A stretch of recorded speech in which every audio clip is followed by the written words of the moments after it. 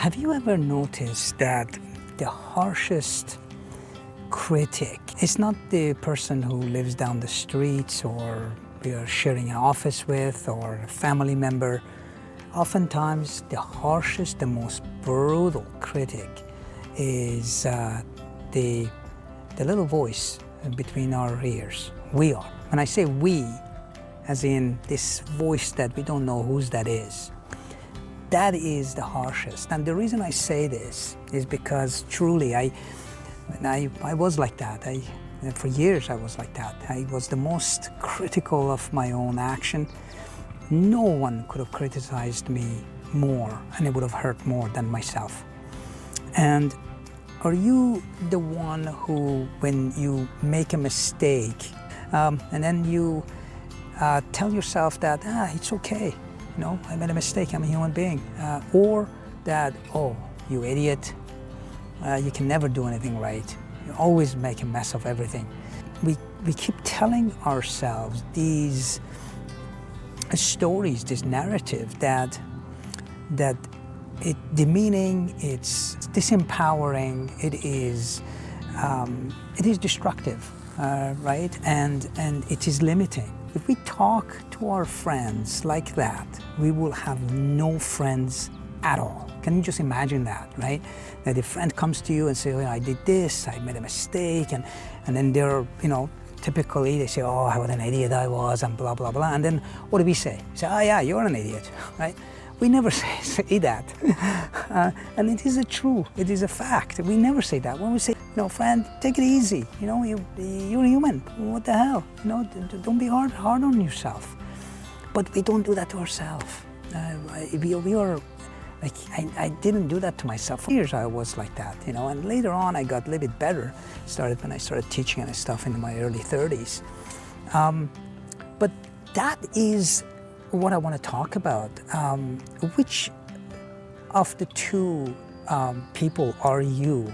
Share your thoughts and comment below. Are you the one that self-criticize often, and or are you the other one that you just take it as, yay, I'm okay. You know what? I made a mistake. I can fix it. I can learn from it and move on.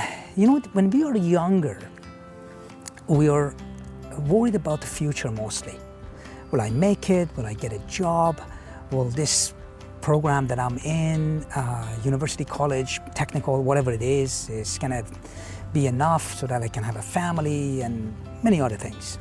But when we get older, in our mid-40s and 50s and past that, you know, 60s and 70s, it's like we are telling ourselves, this voice in our head continually plays this narrative of self-criticism that, yeah, it's too late, you know, I'm 60 now, you know, what the hell, what do I know about working out? What the hell, you know, I really wanted to do the hike in this area, on that area, but well, you know what, yeah, it's past now, I'm not young anymore, you know, but I really wanted to do it. Or, you know, I wanted to learn language, I'm too old now and don't have the energy for it. We keep telling ourselves these excuses over and over.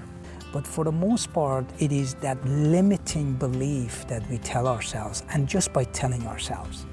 So, you know, as a teacher, I dealt with teenagers, a high school teacher, and I learned so much from the teenage crowd. I learned to develop this language to help my students to never talk to themselves negatively. And I always told them that, always did, that it is not true. So what do you do? And this is what I actually taught my kids, my students, that whenever you come across such a thing, you test the validity of that and you question it. So you do something wrong, you do whatever, it doesn't matter what it is, right? You do something wrong, you call yourself an idiot, there's a voice in your head, which is not you, it's just a voice in your head. Remember that, separate things, two different things.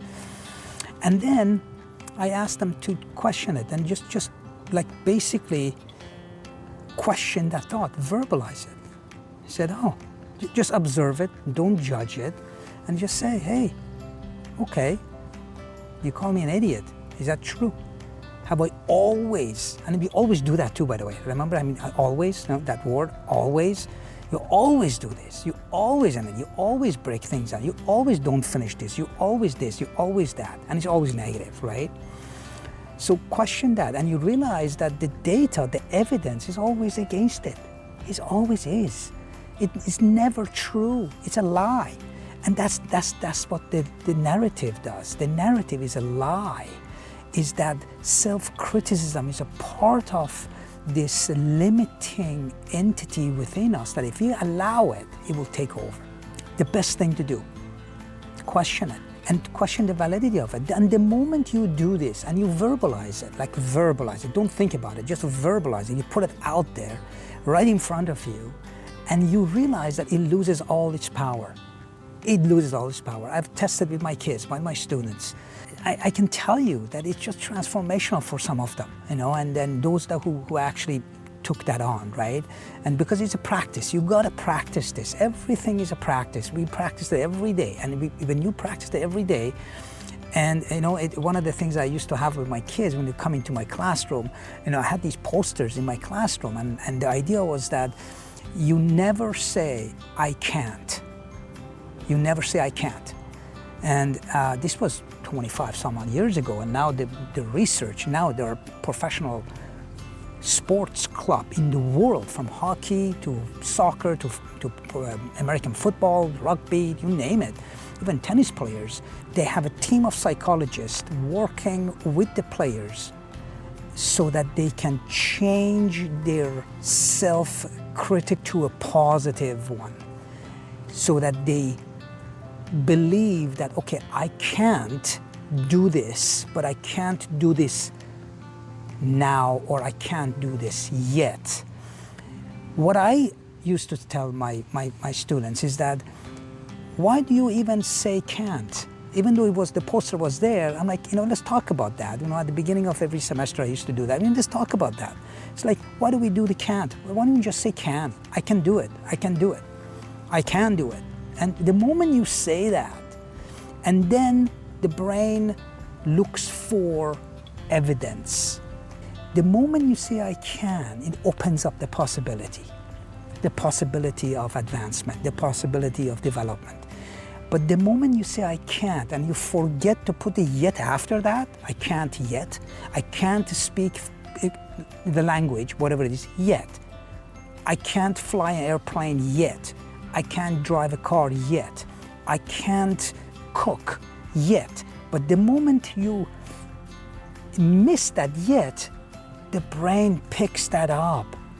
And it's like, oh, you can't. Okay, your wish is my command. And it does everything it can, and in its subconscious level, to stop you from doing it. Seriously. And that's what happens, right? I had my students, like I was teaching math, the most kind of problematic subject in high school. Kids would show up with like scared. It's like they would walk in, you know, they would just say, it's like, Mr. Niazi, I'm gonna fail. I'm like, what the hell? You haven't even started the course yet. Why you give me a chance to help you first, right? And the first thing it was about mindset shift, that you have to stop that self-critical part of you. Because once you tell that yourself, oh, you know what, I can't do it, you know, and I failed before, I'm gonna fail again. You're always a failure. Yeah, I didn't do well last year in math or whatever, I didn't do this. I had that business, I burned that business down because it went bankrupt, blah, blah, blah, so I'm a failure in business. When you say that to yourself, it reaffirms the idea that you can't, but it's a lie, because what you have learned from that, it was not the concept that you failed, but you learned why you failed. 100%. I know many people that they failed in different aspects of their lives, and if you have a conversation with them, say, hey, what went wrong? They know exactly what went wrong. I have never come across a person saying that, yeah, you know, my marriage fell apart. I just don't know what happened. Just, you know, she or he just walked away, didn't say a word, and I don't know what the hell happened. Never. Or a business goes bankrupt. What happened? Oh, I don't know. Don't know what happened. Next day, the creditors show up and they just close my shop down. Don't know what happened. Like, it just never happens. It's just comedy. So every one of us, we know exactly what happened, and we learn from our failure. And it's not a beautiful thing. So you learn. And so my always angle to that is, you don't look at that part as failure to become this self-critic of yourself, but you learn that, say that, hey, you know, I had one of the friend of a friend who started this business and didn't do as well as he wanted to, and I basically said, hey, did you have this business before, something like this? He goes, no. I'm like, okay, isn't it an amazing thing? You tried something new, you were semi-successful, you did a few things wrong, but you did an amazing thing because you just started and you learned your way. So you made mistakes, so next round you're gonna do better. And that mind shift, it's amazing how it does. And this light bulb, you know, goes on, and then you know, the person realizes that, oh yeah, again, remember the concept of possibilities. The moment you change that perspective, you kill the critic inside you. And the moment you do this, possibilities open up in every way. Share your thoughts. What do you think? Have you shared an experience where you have gone through such a critic, the innate, the self-critic of you, and how did you overcome that? Or are you still working on that? Or are you aware of it?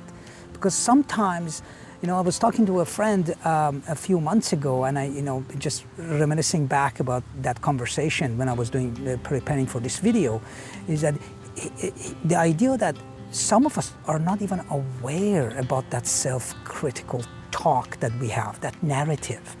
The power of really questioning that self-critic inside us.